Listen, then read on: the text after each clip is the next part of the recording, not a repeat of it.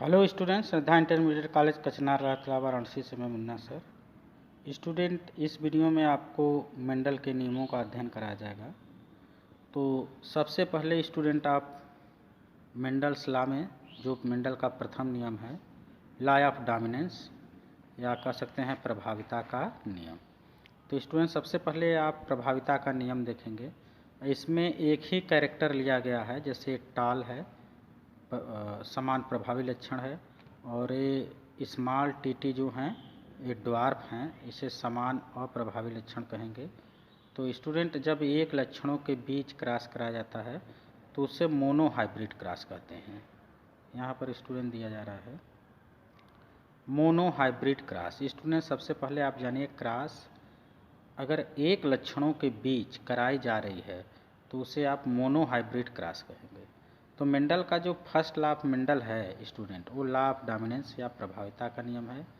ऐसे आप mono hybrid cross भी कहते हैं क्योंकि एक लक्षणों के बीच क्रॉस कराया जा रहा है।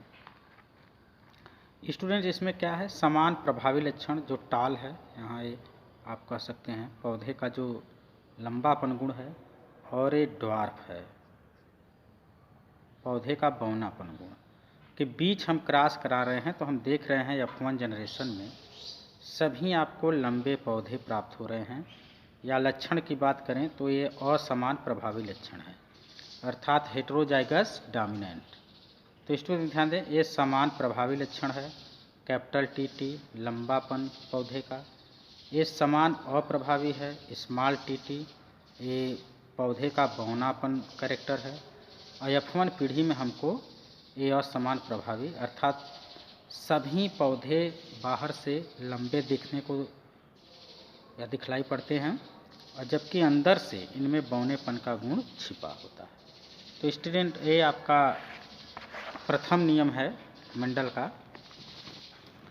तो इसमें आप कह सकते हैं स्टूडेंट कि मेंडल के अनुसार जब किसी लंबे पौधे का क्रॉस बौने पौधे के साथ कराया जाता है तो प्रथम पीढ़ी में सभी लंबे पौधे होते हैं, किंतु इनमें बौनेपन का गुण छिपा होता है। इस प्रकार किसी समान प्रभावी पौधे का क्रॉस जो लक्षण है समान अप्रभावी पौधे के साथ कराया जाता है तो प्रथम पीढ़ी में असमान प्रभावी लक्षण प्राप्त होते हैं। अर्थात ऊपर के परिभाषा से स्टूडेंट हम लें तो पौधे का जो लंबापन गुण है वो आपको साफ साफ दिखलाई पड़ रहा है, लेकिन बौनापन गुण जो है वो दिखलाई नहीं पड़ रहा है। अर्थात लंबापन गुण बौनापन गुण पर, कैरेक्टर पर प्रभावी है, अर्थात बौनेपन लक्षण को दिखने नहीं दे रहा है, इसीलिए इसको प्रभाविता का नियम कहते हैं।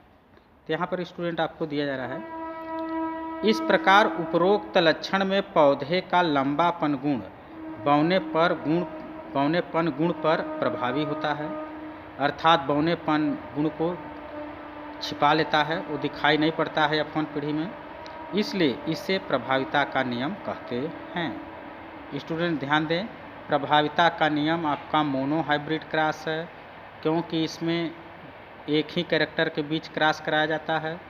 स्टूडेंट ये मेंडल का पहला नियम है। इसमें अगर आप किसी प्रभावी लक्षण का क्रॉस अप्रभावी लक्षण से कराएंगे तो प्रथम पीढ़ी में असमान प्रभावी लक्षण प्रकट होगा, अर्थात जब किसी लंबे जो पौधा है लंबा या लंबापन जो कैरेक्टर है वो प्रभावी है, उसका क्रॉस बौनेपन कैरेक्टर से कराते हैं तो प्रथम पीढ़ी में सभी पौधे लंबे दिखाई देते हैं, किंतु इसमें बौनेपन का गुण छिपा होता है। तो अगर जब बाहर से कैरेक्टर जो दिखता है और अंदर वो कैरेक्टर नहीं होता तो ऐसे कैरेक्टर को आप फिनोटिपिक कैरेक्टर कहते हैं। स्टूडेंट पिछले वीडियो में आपको बताया गया होगा फिनोटिपिक कैरेक्टर और जीनोटिपिक कैरेक्टर। फिनोटिपिक कैरेक्टर वह है जो बाहर से दिखता है, अंदर से कुछ और है, तो इसे फिनोटिपिक कैरेक्टर कहते हैं। जबकि जीनोटिपिक कैरेक्टर स्टूडेंट बाहर से भी वही लक्षण प्रकट करता है, अंदर से भी सेम लक्षण होता है या प्रकट करता है, तो उसे आप जीनोटिपिक कैरेक्टर कहते हैं। अगला स्टूडेंट आपका मेंडल का जो दूसरा नियम है वो लॉ ऑफ सेग्रीगेशन, ये सेकेंड लॉ है, पृथक्करण का नियम। या इसे स्टूडेंट आप कहेंगे प्योरिटी ऑफ गैमीट, गैमीट की शुद्धता का नियम, या इसमें भी एक लक्षण के बीच क्रॉस कराया जा रहा है तो मोनोहाइब्रिड क्रॉस। स्टूडेंट ध्यान दें, मेंडल का दूसरा नियम क्या है, तो आप देंगे पृथक्करण का नियम या प्योरिटी ऑफ गैमीट। चूंकि इसमें भी लक्षण एक ही लिया गया है इसलिए इसे मोनोहाइब्रिड क्रॉस भी कहेंगे। तो इसमें क्या होता है स्टूडेंट, देखिए आप, तो स्टूडेंट ध्यान दें, ये आपका दूसरा नियम है। तो स्टूडेंट इसमें क्या बता रहा है, प्रथम पीढ़ी में प्राप्त असमान प्रभावी लक्षण का, जो पहले पीढ़ी में ऊपर जो प्रभाविता का नियम आपको बताया गया स्टूडेंट, उसमें सभी असमान प्रभावी लक्षण प्राप्त हुए हैं, तो उन्हीं असमान प्रभावी लक्षण का सेल्फ क्रॉस, स्वयं क्रॉस।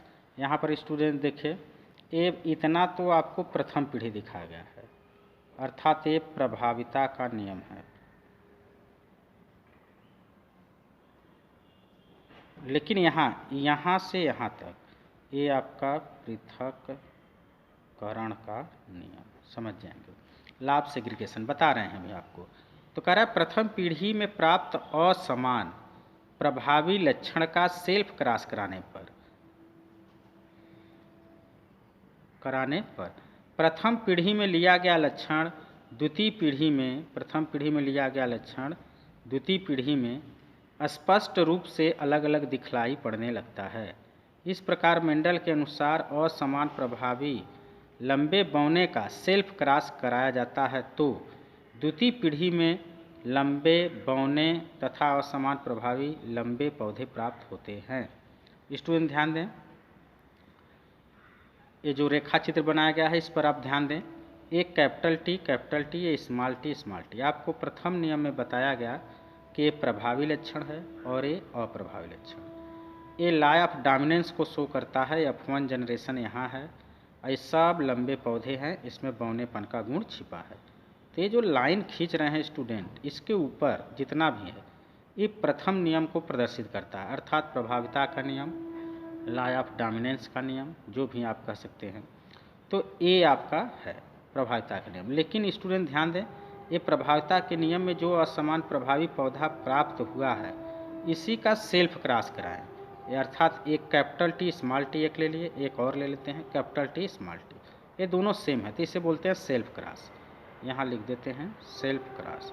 तो जब सेल्फ क्रॉस करा रहे हैं तो आप स्टूडेंट देख रहे हैं कि प्रथम पीढ़ी में हमने कैपिटल टी लिया है, सभी लंबे, तो यहाँ लंबापन भी गुण आ गया, और यहाँ पर स्टूडेंट ये बौना वाला जो है ये बौनापन भी गुण आ गया, और ये जो असमान प्रभावी हैं ये भी दो दिख रहे हैं। तो कह सकते हैं कि प्रथम पीढ़ी में प्राप्त, ये आपका प्राप्त हो रहा है प्रथम पीढ़ी में प्राप्त असमान प्रभावी पौधे का स्टूडेंट जब आप सेल्फ क्रॉस कराते हैं तो प्रथम पीढ़ी में लिया गया लक्षण, प्रथम पीढ़ी में ये लक्षण लिया गया है लंबापन और बौनापन, द्वितीय पीढ़ी में अलग अलग स्पष्ट रूप से दिखलाई पड़ने लगता है। अर्थात प्रथम पीढ़ी में लिया गया कैरेक्टर द्वितीय पीढ़ी में अलग अलग या पृथक हो जाते हैं, इसी को कहते हैं पृथक्करण का नियम। इसमें अगर स्टूडेंट हम देखें तो ये फिनोटिपिक कैरेक्टर लिख रहे हैं, स्टूडेंट ध्यान दें, ये फिनोटिपिक कैरेक्टर आपका है। बाहर से देखने पर स्टूडेंट ये भी लंबा है, ये भी लंबा है, यह भी लंबा है और ये बौना है, तो आप कहेंगे कि 3 बाहर देखने पर लंबा है और एक बौना। तो फिनोटिपिक कैरेक्टर 3 संबंधे 1 किसमें स्टूडेंट, पृथक्करण के नियम में, या प्योरिटी ऑफ गैमीट, या मेंडल के दूसरे नियम में। और कहना है जीनोटिपिक कैरेक्टर, ये आपको लिखा जा रहा है